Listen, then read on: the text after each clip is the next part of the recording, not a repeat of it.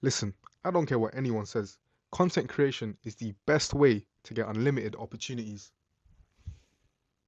You have to realize that's up for grabs. Now, I bet you're wondering, how can I actually start? But don't worry, that's what I'm here for. Now, for my content journey, what I used was design thinking, specifically the six Bono hats theory. And if you want to know how that works, basically, so before content creation was even a job title, in the early 2000s, platforms like MySpace, YouTube came into play. With this, the regular person can document their life, show their personality off, all to a global audience. And what started off as a social experiment became something much, much bigger. It's predicted in 2027 that the creator economy is going to be valued at $500 billion. Huh? Half a trillion. Gotta try to find my niche now. I know exactly who to call. Welcome everyone. We're gonna talk about content creation today. Woo! We're gonna try to find our niche and actually start.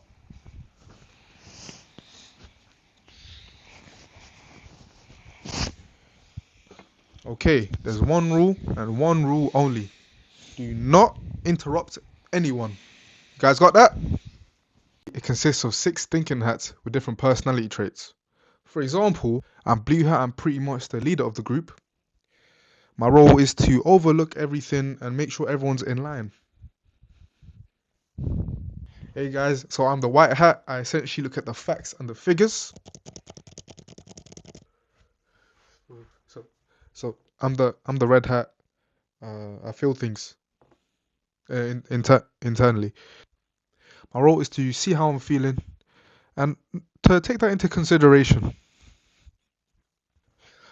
Hey guys, I'm the Yellow Hat. If you see orange, you don't see orange because I'm so positive. My role is to be optimistic and ambitious. If I have a goal in mind, I want to achieve it. I'm Black Hat. I'm the opposite. I'm here to look at the risks and the risks only. Well, is to highlight anything that's a risk. You're... Yeah, so I'm the Green Hat and I'm essentially the creative one. My role is to bring out new ideas and just have some fun with it, you know what I mean? Okay, so now you guys know how it essentially works. You got one hat to tell you what to do, and the other hats have their own roles. And how I personally did this was I placed one of those hats like you saw earlier and actually thought like that and thought like that only. Okay, so to get into more detail of what each hat actually does, the white hat is for facts and data. So what do I actually know about my skills, my interests, and my audience? This is where you actually do your own research. And with your own research, you can go through TikTok, through Instagram, to other platforms that you normally use. Furthermore, don't just rely on social media platforms. Also, just actually look at yourself. Look at Google. Look at Quora. Look at whatever will help you when looking at the stats and statistics. If you're wondering what I mean by stats and statistics, is by looking at what you actually want to do. Do you want to do fashion? Do you want to do fitness? If that's the case, why do you want to do it? Cool. Now that you find your why, that's when you start researching the skills, the requirements, and everything you essentially need. Red Hat is for feelings and intuition. Do you feel like this is the right thing to do? Am I honestly excited about this? What scares me? And for this, you really have to be authentic. If you're not authentic, you won't enjoy what you're actually going to do. Make it while doing something you don't do and monetize it, but not going to be the right method. Yellow Hat, that's when you focus on the positive. For example, if I choose this niche, do I actually stay consistent? And what could actually go well? When you see that, you get motivated, definitely stick with it if it makes you happy. Cat is when you become a bit more realistic. So what could go wrong? What might I struggle with? Really find out what is going to help you. Really find out what's going to take away from what you want to do. When looking at the green hat, you're obviously going to look at creativity because nothing else is hindering you. For example, the emotions. That's where you create new ideas. Look at it from a different angle. Try a different format. Just try whatever you can. And whenever you feel like you're going out of place, that's when you have to remember the blue hat. The blue hat is the organizer, it's the leader. It's okay, you're going off track, let's go back on track. That's why earlier, like I said, you give each hat its own turn. How I did it was I separated into stages. First, I did facts, then I done feelings, then the pros, the cons, the creative ideas, all under control. And I'm telling you, the benefits are huge. You'll have less analysis paralysis, tongue twister, but essentially that just means that you have a direction, a step-by-step way to think, and you're not always analyzing one thing, going back on it over and over and over again.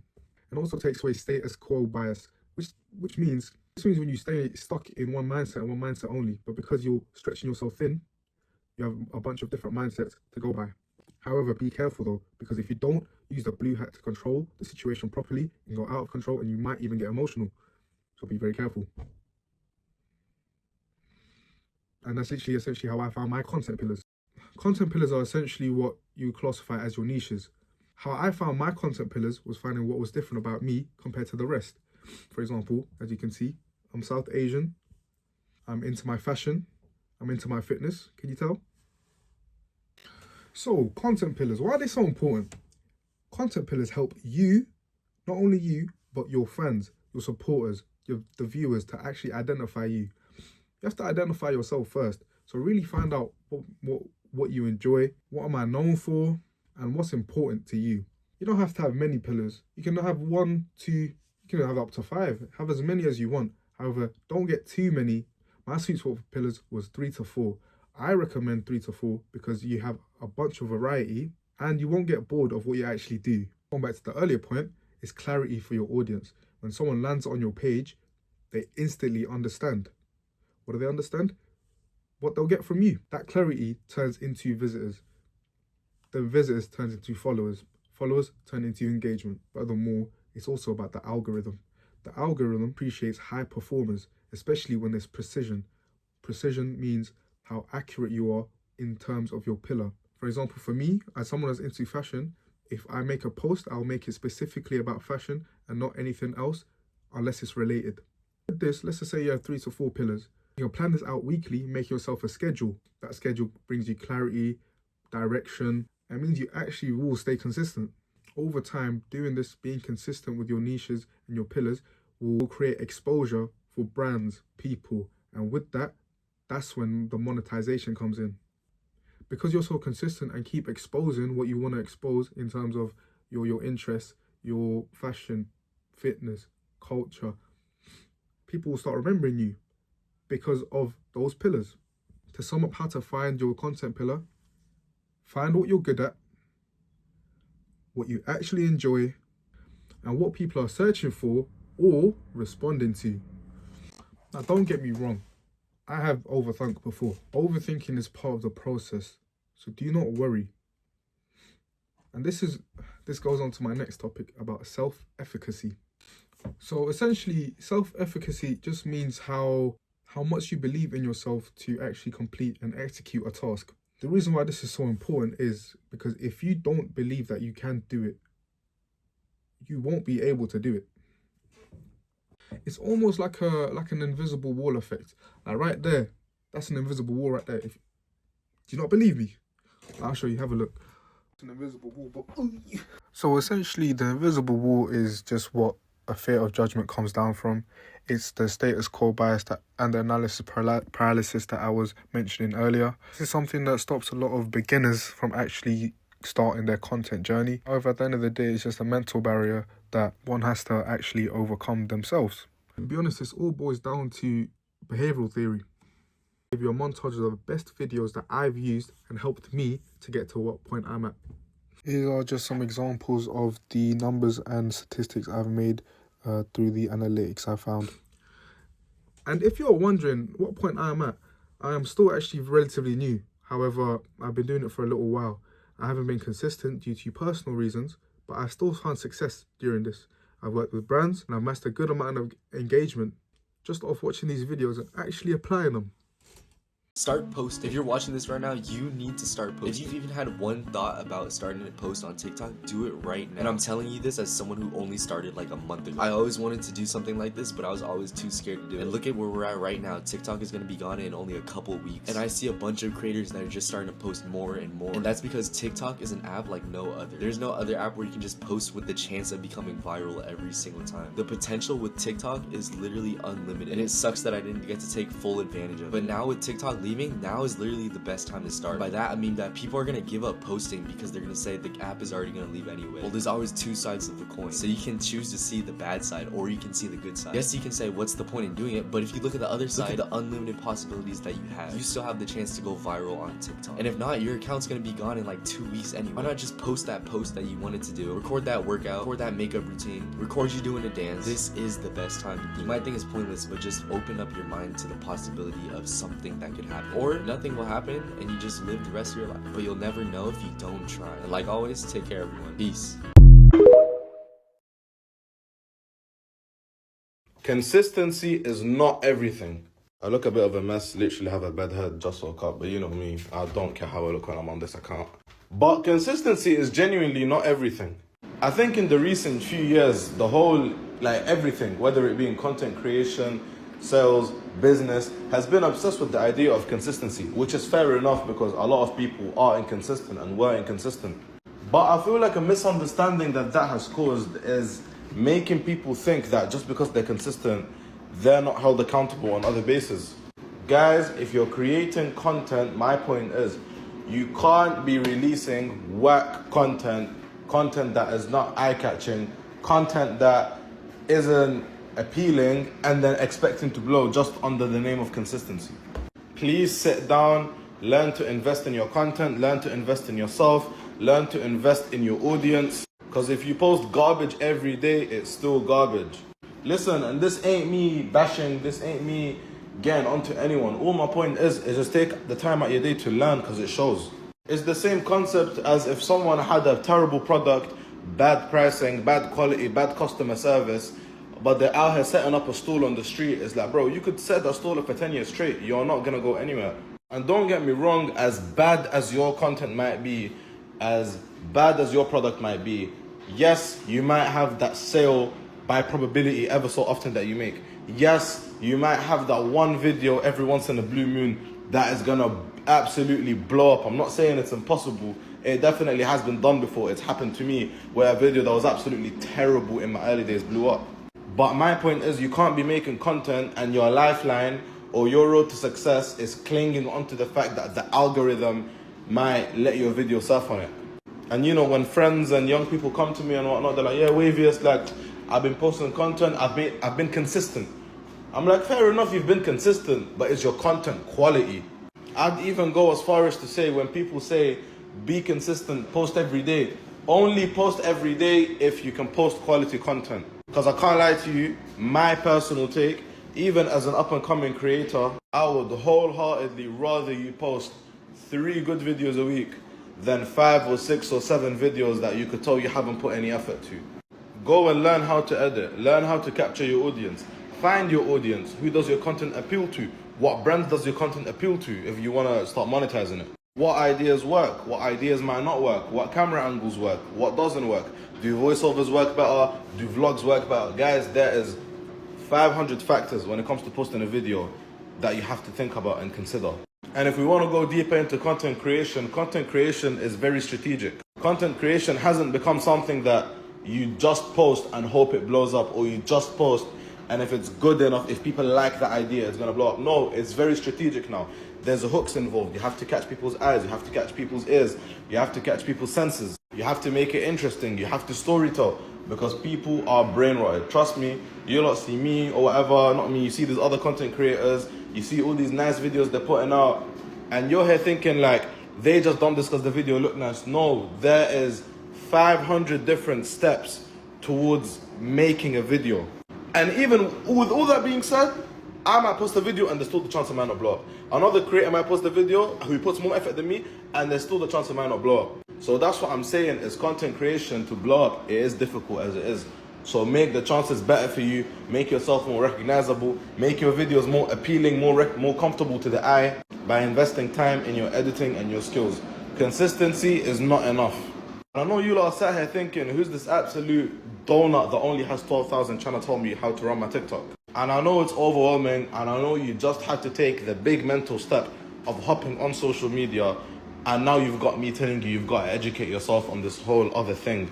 And I know there's going to be an absolute couple idiotic, smooth-brained buffoons in my comments talking about, yeah, but I got to 1,000, 2,000, 3,000 followers without any of this. 100% you can. I'm not saying you can't. Shit, you could probably get to 5,000 followers without worrying about anything I'm saying. But in terms of long term, for the future, for the branding, for monetization, for when them areas where you want to hit 10, 15, 20, 30K, especially if you're going to be doing content and you're not just going to be talking in front of the camera like I am right now. These are skills that you have to learn. And you're not going to get away with not knowing these in the future. Unless you blow up through becoming some sort of meme, or like my man that jiggles his belly at restaurants for food promo, or you're doing talking videos like this and you're just lucky enough to be successful through that, then you have to learn these things when you're making content. So you want to create content but hate talking to the camera? I've got you, man. Listen, we all know the voiceover method, but hold up, there is a secret to it. And I'm gonna show you two versions. Here I am, walking through Queens, where I live. Weather's nice today, it's busy, but not Manhattan busy. And over here, this is where I go for coffee. Definitely recommend it. Or instead, I could say, yo, the moment I get into Queens, I just feel like I fit in. It's diverse, it's loud in a good way. And when you walk around, it feels like people live here, not just pass through. And see this coffee spot? Honestly, I come here for the vibes just as much as the cafe.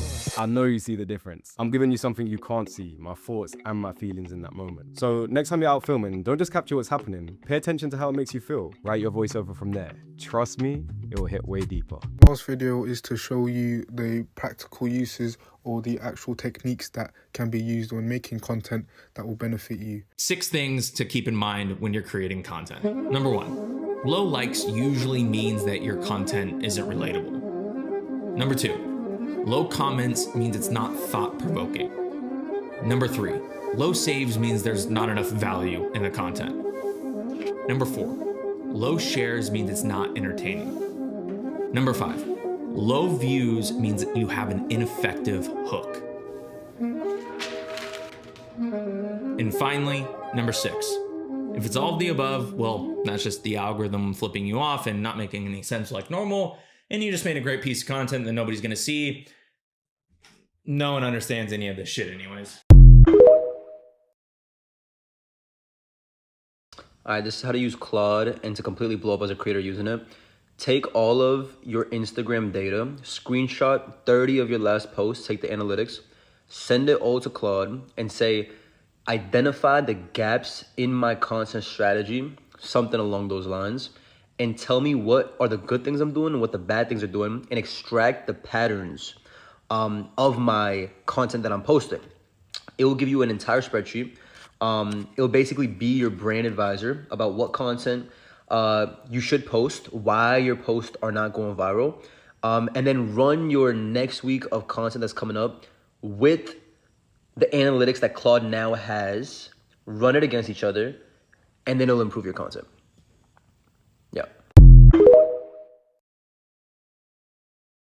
Sometimes you just don't have enough time for content. So here are some really easy, like 5-minute content ideas that actually can be really effective. So number 1 is the POV blank. There are a million different ways that you can make this come to life for your industry, for your niche, and there's so many different ways you can say the POV. Have fun with this, and all you really need is like 1 9-second clip. The second one is a bunch of quick clips with something really cute or niche specific on the screens. One that's really fun right now is really fun holiday content, like me on November 1st, and is all the holiday content. Like there's so many different ways that you can do this. Even like a quick get ready with me, you're showing quick clips of the things that you're using, like just quick clips of whatever your niche is, whatever your industry is, with something on the screen. Next up is the details and caption. This is where having B-roll is really helpful. All you need is 9 seconds. So it could literally be you like propping up the phone, putting on some lip gloss, put a trending hook on screen, niche specific, and say more in caption or details in caption, and really put your focus into the caption. It's quick and easy. Now, I know a lot of you might not think this is a quick one, but honestly, talk to cameras are one of the easiest types of content that you can make. Of course, if you don't feel comfortable, you need to practice and get better at it, but a quick put the phone up and talk to the camera is quick. There's minimal editing, and it's going to be really great community building and authority building for your social media. Another really quick, easy content idea is to do a guide of some sort, or a recent haul, or a favorite. So like your monthly favorites, doing a quick recap, a talk to camera is very minimal effort. It can be done really quickly. So having it be more of like a roundup style, a guide style, a haul style, where you're just quick, rapid fire, telling them what you like, why you like it. And that's a really great community focused idea as well. I hope that this gets your wheels turning. Let me know if you have questions from this, if you are going to implement any of these 5-minute ideas. And of course, I will always keep you posted with fun social media content ideas, strategy, all of the things. So in conclusion, I'd like to say thank you for watching the video. This is entirely made to help you to get to your goals, to actually help whatever type of content you're trying to make. Make sure you don't ever give up, and make sure and don't just consume, start to create. Make sure you give out value to people.